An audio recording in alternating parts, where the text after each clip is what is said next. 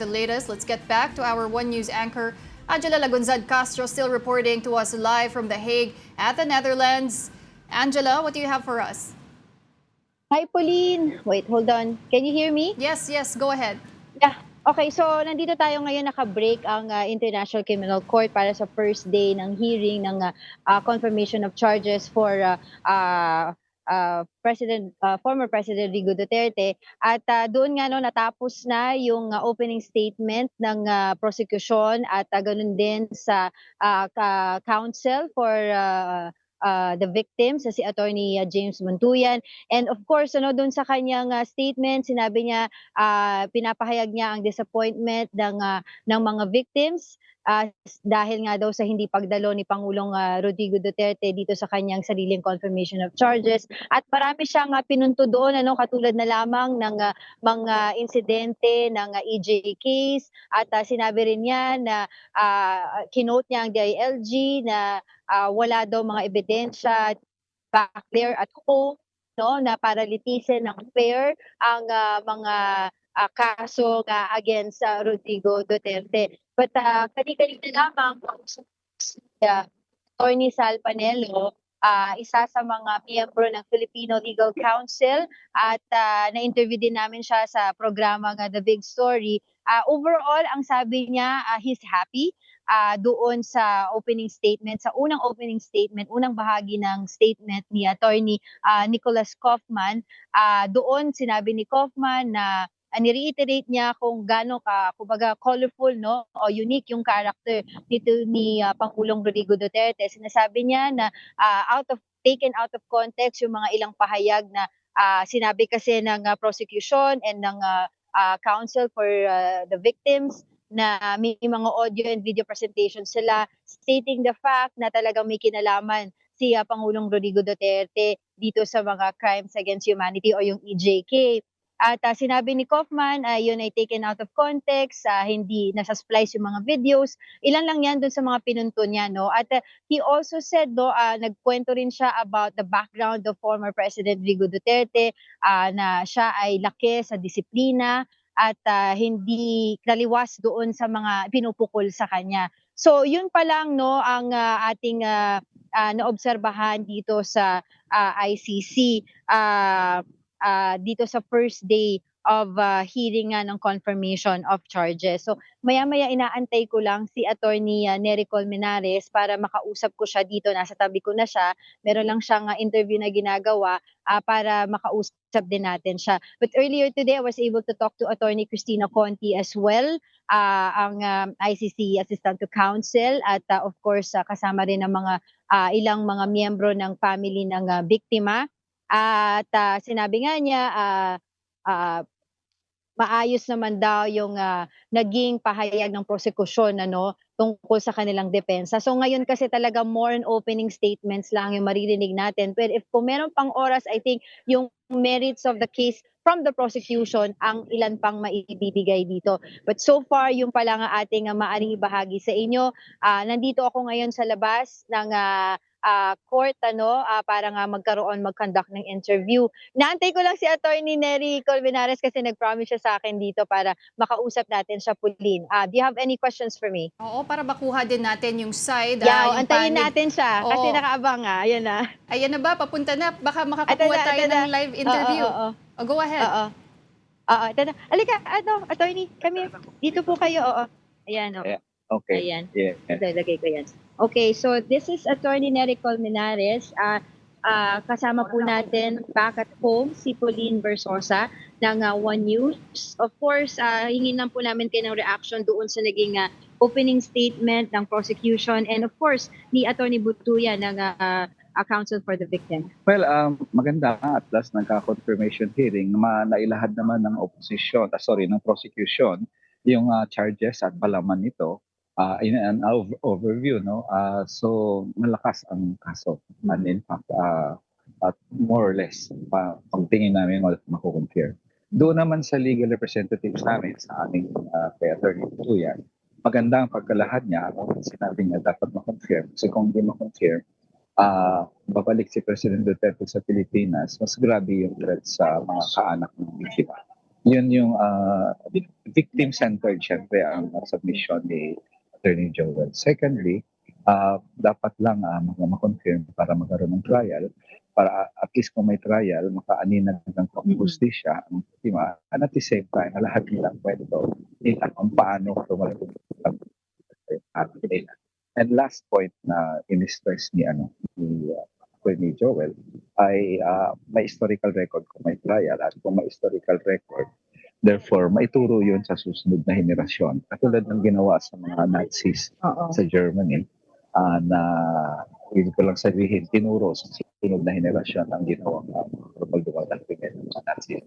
So basically, yun ang victim-centered na submission ng namin, mga lawyers, victims. Kaya we're very happy. Pero ano naman po ang inyong reaksyon doon sa naging bahagi ng opening statement ni Attorney Nicholas Kaufman regarding President Rodrigo Duterte's character and yung mga statements daw niya taken out of context? Yeah, well, wala kaming nakitang ebidensya actually doon sa buong paglahad niya. Ang sinasabi niya lang, parang walang intensyon si President Duterte na may mamatay in the end. So kung mayroon man siyang order, ay nag-order naman siya na dapat in self-defense daw. Pero wala siyang intensyon na, bagamat siya ang author ng drug war, wala siyang intensyon na may mamamatay. So para sa amin, very difficult kind of defense. Kasi yan, klaro sa lahat na alam niya na may. And lastly, before I let you go, yung sinabi po ni Attorney Salpanero, before anything else, dapat daw po talaga isettle muna yung jurisdiction because we have a working government or working justice system at home. Maganda. Kung yun ang depensa ng depensa, kasi fakta yung jurisdiction na yan, pumirma tayo sa sabi ang isang investigasyon kahit pa mag-withdraw ka na, tapusin na yan.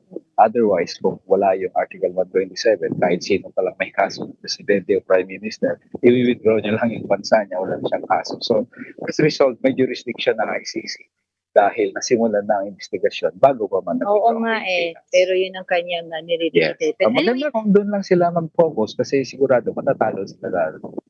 Okay, maraming salamat po sa inyong oras at we hope to see you again around later on. Thank you. Okay. Thank you po. Okay. Alright.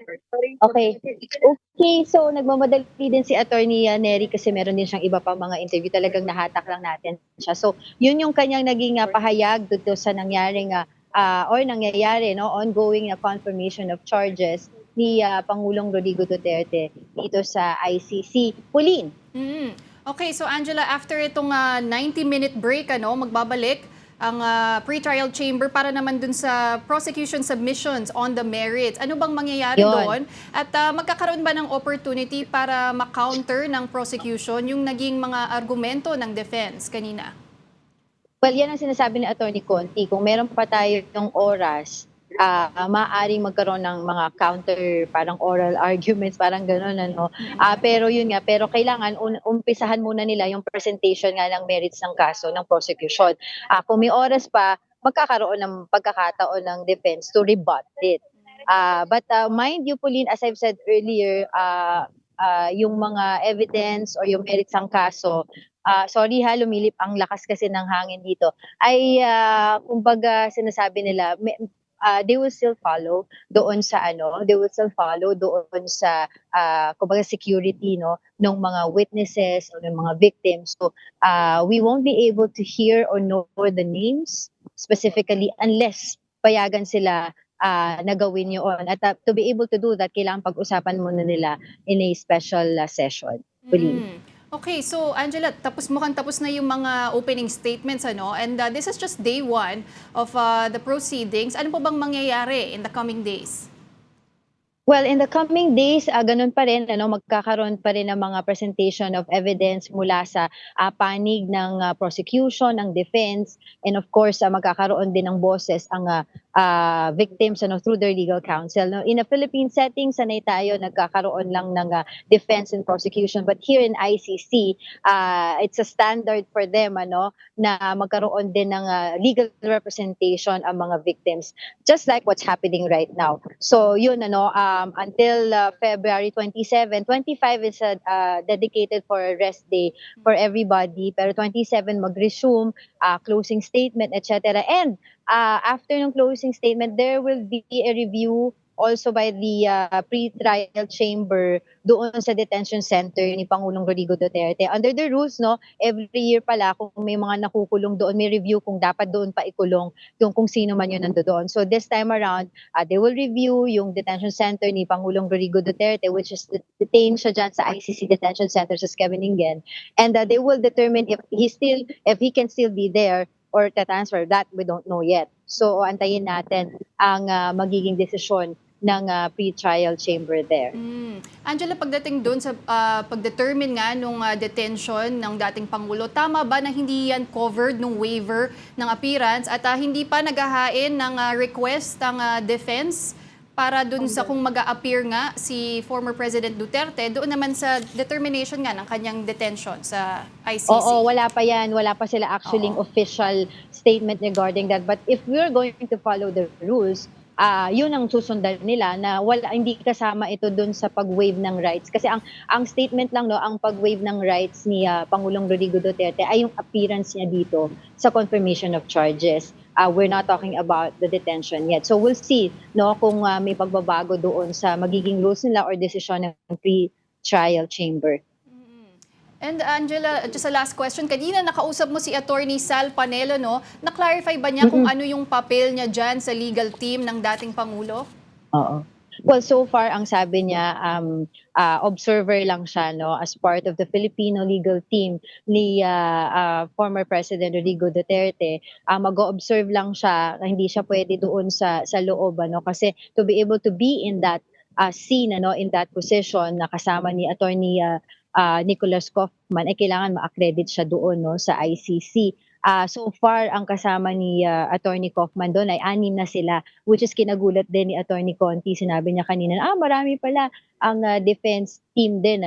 So, yun hindi din nila alam at that point. So, basically, sa tanong mo, sinabi ni Attorney Sal Panelo, talagang observer lang siya. And then after the confirmation of charges, after nito mag-conclude, there will be a meeting between them, the Filipino Legal Counsel, at saka ang team ni Nicholas Kaufman. So far, yun pa lang ang nasasabi niya sa amin. And I was also able to ask him kanina kung when was the last time niya nakausap si former President Rodrigo Duterte. Sabi niya, the last time actually nagkawayan lang sila sa Hong Kong.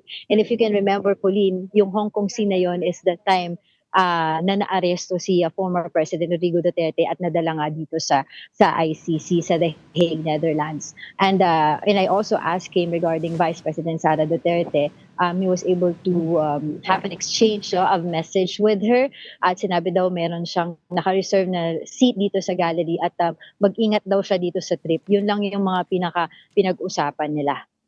All right. Well, thank you very much for your reporting. That was our One News anchor, Angela Lagunzad Castro, reporting live from The Hague.